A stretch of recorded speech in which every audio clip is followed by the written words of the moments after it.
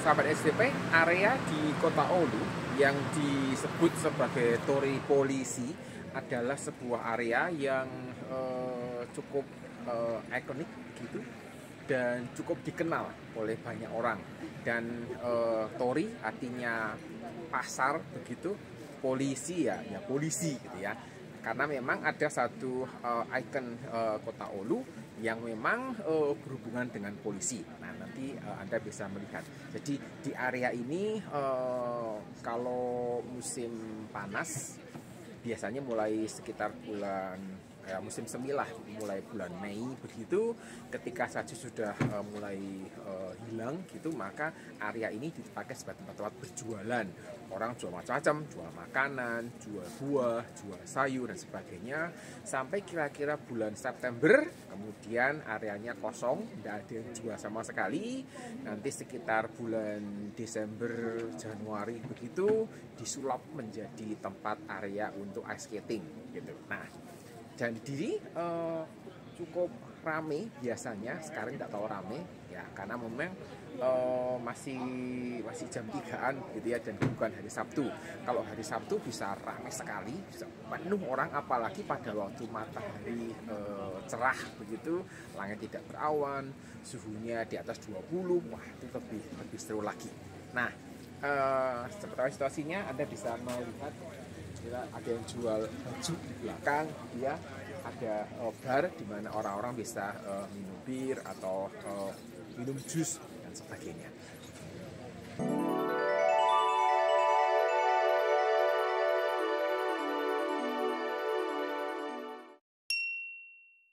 Seorang bernama Haruki Murakami dalam bukunya yang berjudul The Elephant Vanishes gitu ya, dia pernah menuliskan demikian: konsentrasi sangat penting karena hidup tanpa hal ini itu seperti membuka mata seseorang tanpa melihat apapun.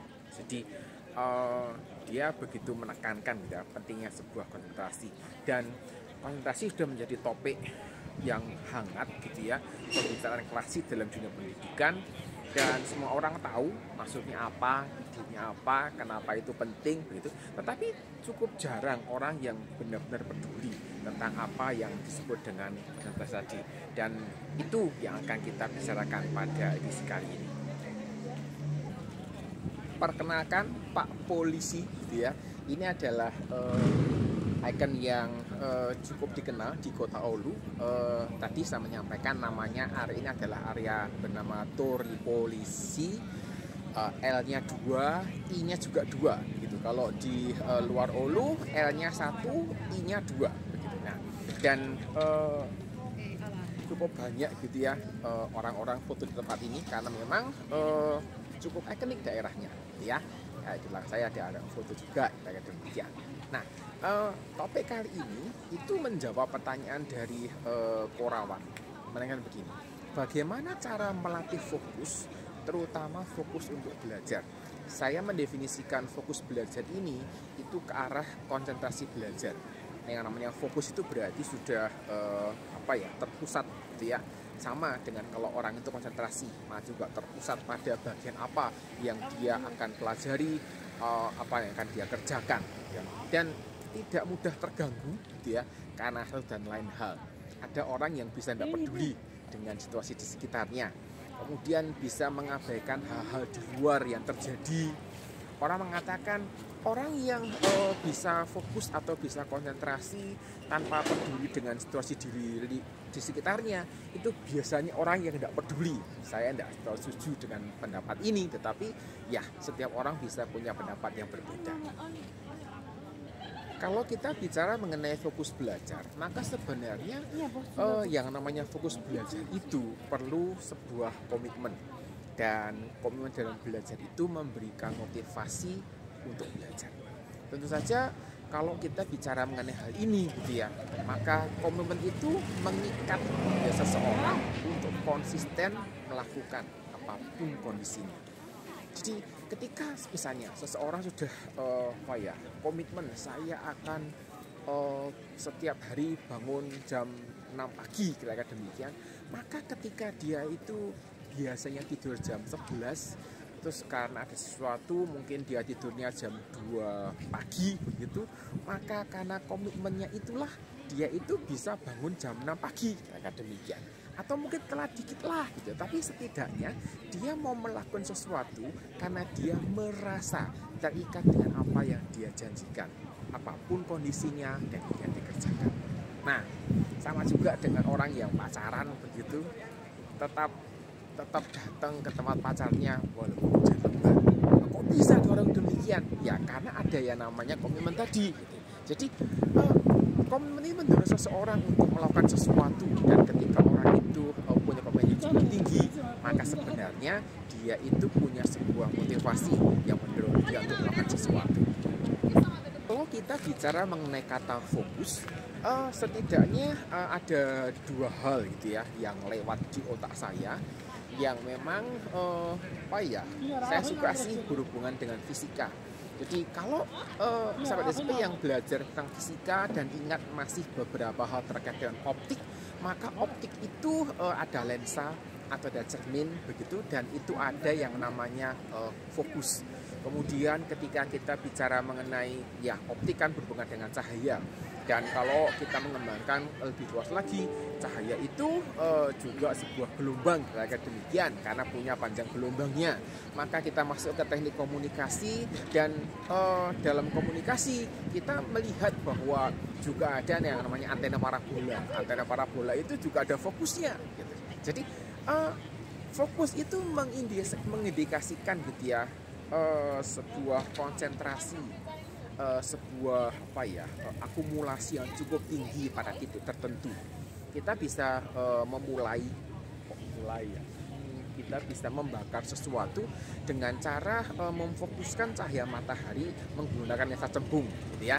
Jadi di titik fokus itu maka kita bisa melihat cahaya matahari itu dikonsentrasikan begitu rupa sehingga mencapai derajat yang paling tinggi dan bisa membakar sesuatu.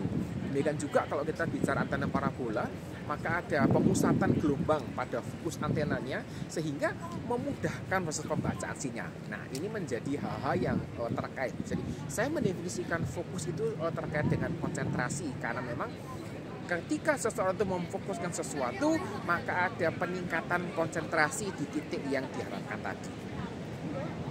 Istilah gagal fokus gitu, berarti ada sesuatu yang mengganggu. Jadi kira-kira kalau orang itu tidak bisa fokus, tidak bisa konsentrasi karena suatu hal, memang biasanya ada yang mengganggu. Dan kalau kita bicara dalam rangka pembelajaran, maka sebenarnya ini berhubungan dengan yang namanya konsentrasi. Masalahnya adalah tidak banyak orang yang menyadari bahwa sesuatu itu mengganggu konsentrasinya. Dia hanya merasa bahwa aku kok tidak bisa konsentrasi ya, aku kok tidak bisa fokus dalam belajar ya, tapi tidak benar-benar tahu apa yang sedang terjadi di sekitarnya. Buat mereka yang mengerti lebih gampang ya untuk diselesaikan. Tapi kalau Anda tidak tahu apa yang sebenarnya mengganggu Anda terkait dengan kesulitan belajar ini, menjadi satu hal yang cukup sulit gitu ya untuk diselesaikan. Karena memang kalau kita mau menyelesaikan permasalahan, ya kita mesti tahu gitu ya apa yang menjadi penyebab masalah itu terjadi.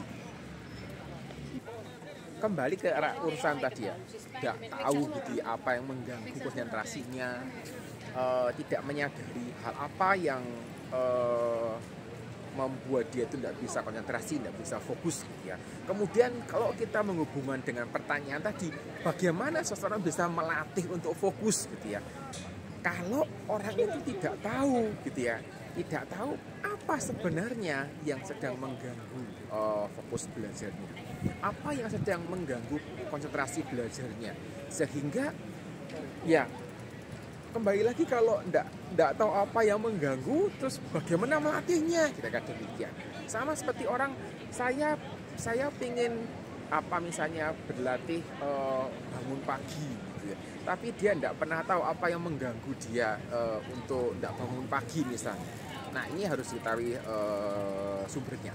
Secara umum saya memperhatikan bahwa media sosial gitu ya, medsos itu adalah salah satu pengganggu umum dalam belajar. Artinya ada cukup banyak orang yang alam bawah sadarnya itu sudah nyantol begitu dengan medsos, sehingga ketika dia itu dengar bunyi notifikasi gitu ya, yang cuma sekian detik gitu, itu bisa mengganggu.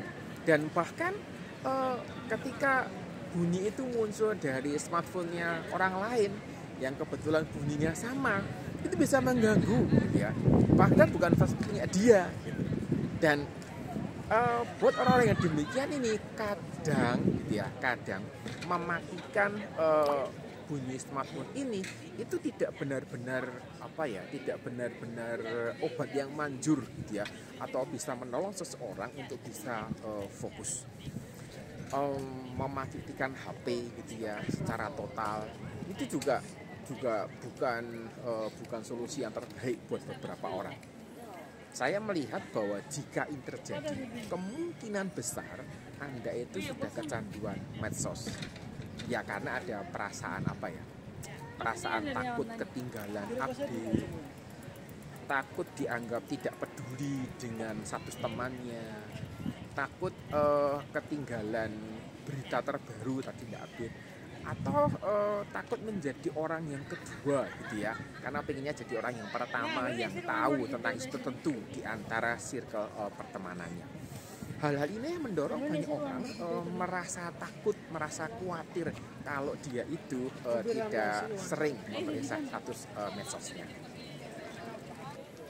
Oleh karena itu penting buat kita semua yang ingin melatih fokus belajar, yang ingin melatih konsentrasi belajar, untuk mendaftarkan hal-hal apa saja yang mengganggu. Dan kemudian berdasarkan daftar yang sudah muncul itu gitu ya, mulai mengambil langkah nyata apa yang akan dikerjakan. Saya sih menyarankan tidak perlu mulu-mulu gitu ya. Kalau misalnya ada 5 atau 6 hal yang mesti diselesaikan, yang mesti latih dulu satu. Karena ini perlu sebuah komitmen yang cukup tinggi. Dan masalahnya adalah orang itu mungkin bisa bertahan dalam 1-2 hari, 3 hari masih bisa. Tetapi dalam jangka panjang itu belum tentu bisa dikerjakan. Misalnya begini, komitmen untuk tidak sering memeriksa status medsos misalnya. Ya, sering atau enggak itu kan juga relatif gitu ya. Ada yang mengatakan bahwa sering itu tiap 10 menit gitu. Ya, kalau mau dibawa gitu ya, mari kita mencoba gitu ya. Mari dites, bisa nggak memeriksa status medsos setiap jam sekali atau tiap 2 jam misalnya. Saya menyadari bahwa di awal itu akan terasa sulit, tetapi pasti bisa dikerjakan gitu ya, ketika orang itu punya komitmen yang tinggi. Ya kalau nggak ada komitmen ya susah untuk bisa mengerjakan itu gitu ya. Kalau misalnya 15 menit aja sudah gelisah, sudah tidak tenang dan sebagainya, mungkin mulai dari sini dipanjangin dikit gitu, tidak 15 naik 30 misalnya. Dan ini menjadi sebuah latihan yang dapat dikerjakan. Makin lama makin panjang, makin lama makin makin jarang memeriksa, dan itu menjadi sebuah latihan yang dapat dikerjakan.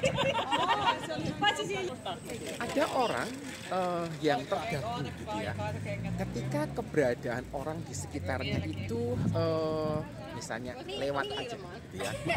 Jadi keberadaan orang yang lalu-lalang di sekitar itu bisa mengganggu dia. Lewat aja gitu ya, nggak manggil, juga nggak jawil begitu, juga nggak nepuk punggung misalnya, nggak bersiul, nggak bersuara, nggak bernyanyi, hanya lewat. Ada beberapa orang yang terganggu dengan situasi ini, mengganggu konsentrasi belajarnya. Hal lain gitu ya, itu terkait dengan misalnya perubahan intensitas cahaya. Ada orang yang sangat sensitif dengan perubahan intensitas cahaya, sehingga ketika ada sedikit perubahan cahaya gitu ya, itu sudah buyar konsentrasinya. Dan mungkin dalam kasus seperti ini Anda perlu mencari tempat yang berbeda, Anda perlu mencari waktu yang lain gitu ya, supaya gitu ya tidak mudah terganggu. Atau agak susah sih, melatih diri supaya tidak mudah terganggu dengan orang yang lewat, dengan perubahan cahaya misalnya, dengan bunyi kecil gitu, ada orang yang terganggu. Tapi ini menjadi sebuah proses yang menarik gitu ya. Jadi apa ya? Mungkin seperti modelnya adalah belajar tidak peduli dengan apa yang terjadi di lingkungan Anda, kira-kira demikian. Itu mungkin bahasa yang lebih apa ya, vulgar menurut saya. Tetapi bukan berarti bahwa belajar tidak peduli dengan lingkungan Anda itu artinya Anda sama sekali tidak peduli. Ya, misalnya Anda sedang belajar, tiba-tiba ada adiknya lari, kepleset jatuh, terus dibiarkan pada nangis, ya, nah, seperti itu. Tetapi situasi-situasi khusus yang kita mesti bisa toleransi juga. Kemudian kalau kita bicara mengenai lingkungan, maka memang ada baiknya kita belajar di lingkungan yang dapat kita kendalikan. Tetapi tidak semuanya kita bisa kendalikan. Jika Anda tinggal di lingkungan kos begitu, atau apa ya, tinggal di dekat bengkel motor misalnya gitu ya, kemudian Anda belajar mungkin jam 2, jam 3 gitu Anda belajar, kemudian bengkelnya sedang reparasi motor, ya biasalah pasti akan bunyikan motornya, kemudian setel mesinnya dan sebagainya. Ke berisiknya itu kadang, ya bukan kadang ya, seringkali bisa menjadi kendala tersendiri di dalam belajar, tidak bisa konsentrasi dan sebagainya. Kemudian lain adalah Anda tuh tinggal di kos gitu ya. Anda tinggal di kos, yang namanya tinggal di kos ini kalau yang kos sedikit lebih mudah dikendalikan. Kalau yang kos banyak, wah itu susah sekali. Tinggal di kos, kemudian ada yang suka setel musik keras seperti itu. Terus apakah atau bagaimana Anda mengatasi hal ini gitu. Karena masang itu tuh sumbat telinga itu hanya sedikit mengurangi intensitasnya, tapi tetap akan terdengar. Jadi tidak benar-benar mengurangi intensitas suara, yang tidak benar-benar mengurangi, tidak benar-benar menghilangkan suara berisik yang berisik ya. Tidak benar-benar menghilangkan suara musik yang dianggap mengganggu tadi. Tidak menolong, hanya mengurangi. Dan kalau setelnya kencang banget, biasanya ya masih cukup keras gitu ya. Atau mungkin perlu pindah lokasi belajar, pindah belajar di kampus atau pindah belajar di perpustakaan dan sebagainya. Pernah enggak di antara ada sahabat SCP yang pernah menjadi terdakwa dalam hal ini? Artinya justru Anda yang mengganggu lingkungan Anda dengan gaya setel musik yang cukup keras tadi. Saya punya pengalaman ketika ketika kuliah. Saat itu kos di tempat saya sekitar 15 orang yang kos, jadi memang khusus rumah yang dibuat kos gitu ya. Anaknya pemilik tinggal di situ gitu ya, jadi kami rame-rame ber-15 tinggal bersama, mereka demikian. Dan sebelah kamar saya itu suka nyetel musik cukup keras gitu. Saya pribadi tidak terlalu banyak terganggu, sehingga ketika dia setel musik keras pun saya tidak ada masalah, tetap bisa belajar, tetap bisa konsentrasi, tetap bisa fokus. Suatu hari saya itu hobi dengan musik klasik gitu ya. Jadi suatu hari saya setel musik klasik dengan volume yang menurut saya itu tidak terlalu keras dibandingkan dengan volume kalau tetangga sebelah saya setel gitu ya. Saat itu bukan masa ujian gitu ya, sehingga buat saya tidak ada masalah gitu. Kemudian dia ketok pintu kamar saya, kemudian dia protes, bisa tidak dikecilkan suara musiknya, dia bilang gitu. Saya bilang, kenapa kamu terganggu? Iya, musiknya kenceng, dia bilang gitu. Terus saya bilang, oke, saya akan kecilkan. Terus saya bilang sama dia, tapi tahu nggak kalau kamu setel musik itu lebih keras dari ini, dan itu bisa mengganggu orang lain. Mungkin tidak ganggu buat saya gitu, tapi itu mengganggu buat orang lain. Dan ya sejak saat itu dia kalau setel musik tidak pernah keras lagi.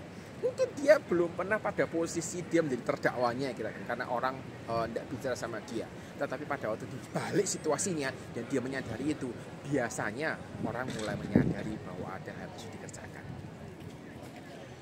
Bisa tidak ada kemungkinan semua sudah dilakukan, sudah belajar untuk buang menjarangkan ngecek medsosnya, sudah melatih tidak peduli dengan lingkungannya, kemudian pokoknya sudah melatih hal-hal yang dianggap mengganggu gitu ya, untuk tidak fokus, untuk bisa konsentrasi gitu ya, tapi tetap gagal belajarnya. Satu hal yang mungkin kita perlu identifikasi adalah kemungkinan Anda itu belajar pada saat tubuh dan pikiran itu sudah lelah. Kadang tidak disadari. Ada orang lebih suka belajarnya malam karena dia nggak lebih sepi, tidak banyak orang lalu lalang, tidak banyak suara yang mengganggu, sehingga seharusnya bisa konsentrasi. Tapi tidak bisa belajar, apa yang dia pelajari dia bilang tidak bisa masuk begitu.